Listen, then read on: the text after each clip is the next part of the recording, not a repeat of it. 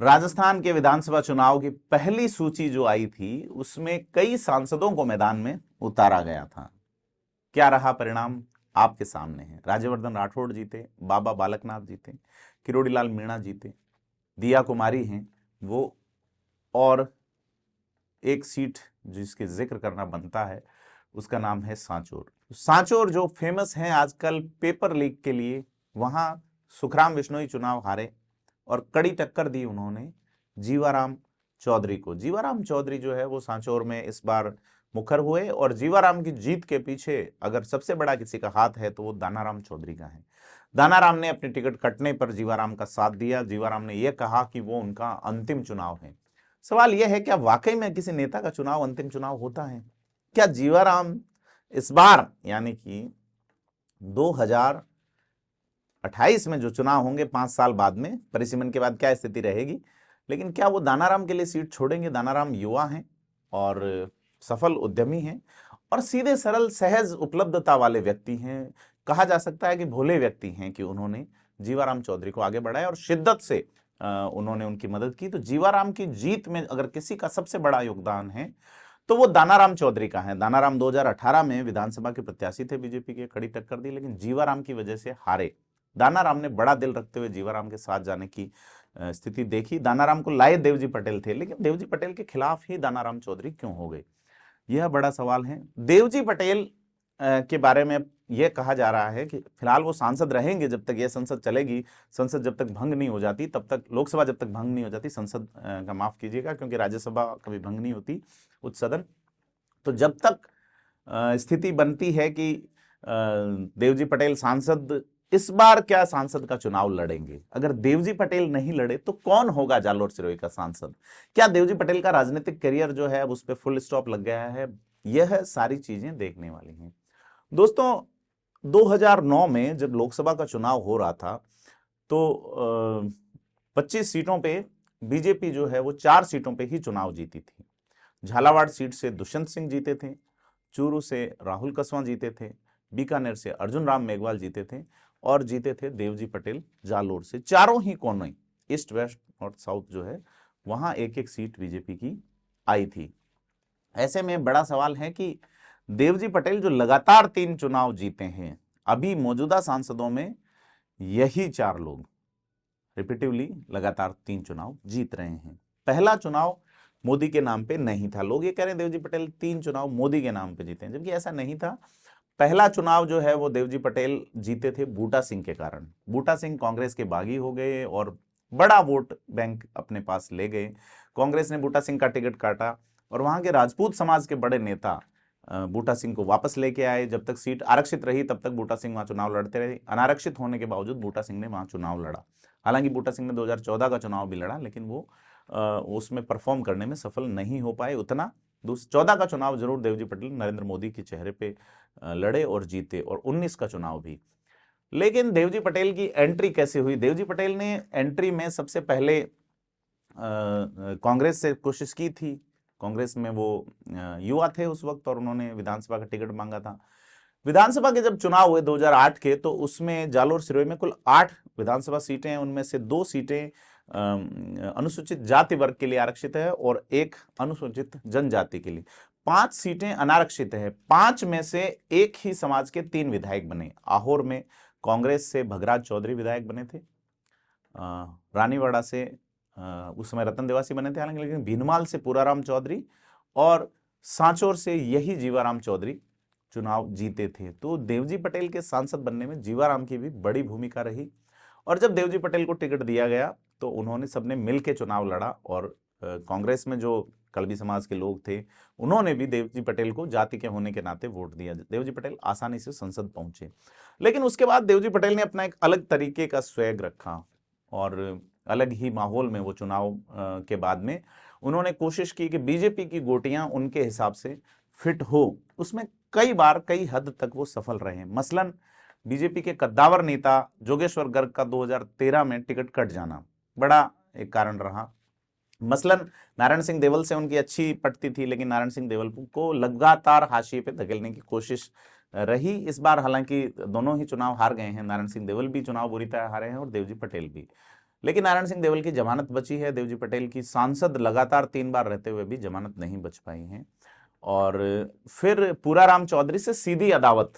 पूराराम चौधरी को जब पता चला कि भीनमाल से देवजी पटेल लड़ सकते हैं, पूराराम चौधरी जिन्होंने इस बार भी गजब का चुनाव लड़ा है, उन्होंने कहा था कि अगर सांसद यहां आए तो हाथी मेरा साथी, यानी वो बसपा से टिकट ला सकते हैं। हालांकि पार्टी ने लगातार 7वीं बार टिकट पूराराम को ही दिया। उनको लगता है कि कुछ स्थानीय नेताओं ने उनके साथ गड़बड़ की है। उनका एक वीडियो भी वायरल हो रहा है जिसमें वो कह रहे हैं मैं किसी को बख्शूंगा नहीं।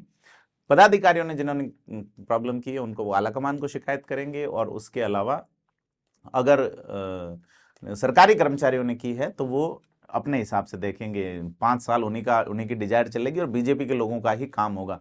पूराराम चौधरी ने बचीड़ दे दिया है अपने अंदाज में। लेकिन अगर देवजी पटेल जोगेश्वर गर्ग से भी अदावत रखते रहे और जोगेश्वर का टिकट कटा, तो देवजी पटेल जालोर सिरोही के एक सर्वमान्य लीडर होने की कोशिश में लगातार जुटे रहे। परंतु यहीं वो पिछड़ गए कि उन्होंने अपनी टीम जो है वो ढंग से तैयार करने में वो असफल रहे। देवजी पटेल का यह भी कहना है कि उन्होंने टिकट नहीं मांगा था। दानाराम का विरोध जीवाराम के लोगों ने किया और इस वजह से दानाराम का टिकट कटा। लेकिन चूंकि हाईकमान ने टिकट उनको दिया है, ऐसे में वो चुनाव लड़ेंगे। लड़ा लेकिन जीत नहीं पाए।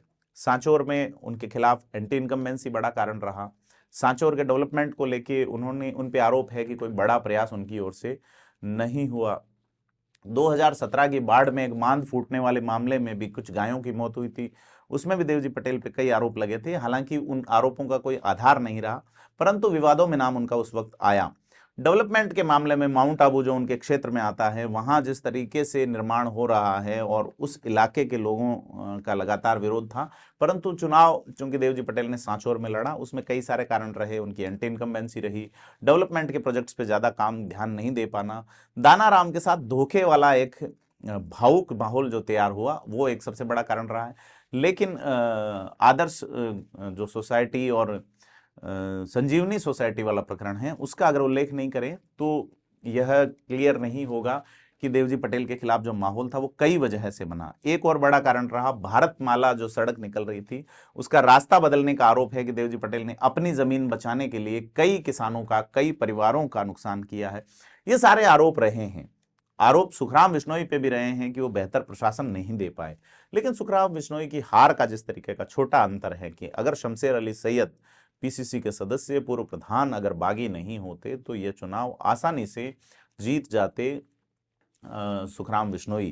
तो मोटे मोटे तौर पे जालोर सिरोही लोकसभा सांसद जो है वो इस बार भी क्या संसद सदस्य के लिए चुनाव मैदान में उतरेंगे?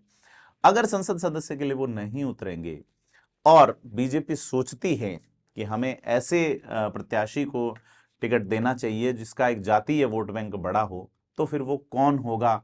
क्योंकि मैंने आपको कारण बताया देवजी पटेल को टिकट मिला क्यों था। देवजी पटेल को टिकट इसलिए मिला था कि कड़बी समाज जो है उसके 3 विधायक 2008 में बने थे। 2009 के शुरुआत में जो लोकसभा के इलेक्शन हुए कि साहब 5 में से 3 अनारक्षित सीटों में एक समाज का कब्जा है। ऐसे में कड़बी व्यक्ति ही सांसद बन सकता है और आसानी से जीत सकता है। कांग्रेस की सरकार में 4 ही सीट आई थी जैसा मैंने बताया उस वक्त। लेकिन इस बार स्थिति उल्टी है। 2013 में अगर देखें तो 2013 में कड़बी समाज के जो विधायक रह गए वो सिर्फ पूराराम चौधरी रह गए।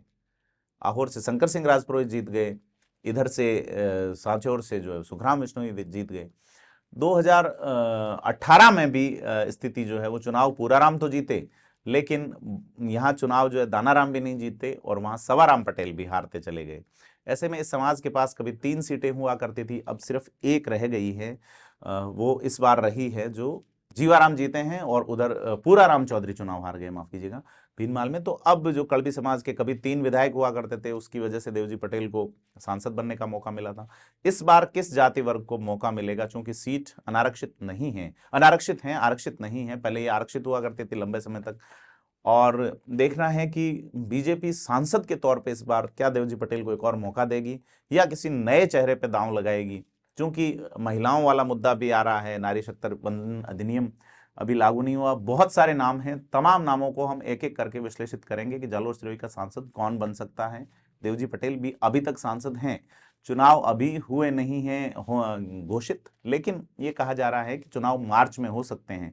आचार संहिता लग सकती है मार्च में, क्योंकि जो ईवीएम जो होती हैं वो चुनाव के 3 महीने पहले से उनका प्रशिक्षण चालू हो जाता है, और 11 दिसंबर से चुनाव आयोग ने दुदुम्बी बजा दी है। तो ये माना जा रहा है कि जनवरी में राम मंदिर का जो हो रहा है, जनता के लिए जो खुल रहा है राम मंदिर का शिलान्यास, जो राम मंदिर की प्रतिष्ठा जो हो रही है, उस चीज को भुनाने के लिए बीजेपी जो है जल्द चुनाव करा सकती है।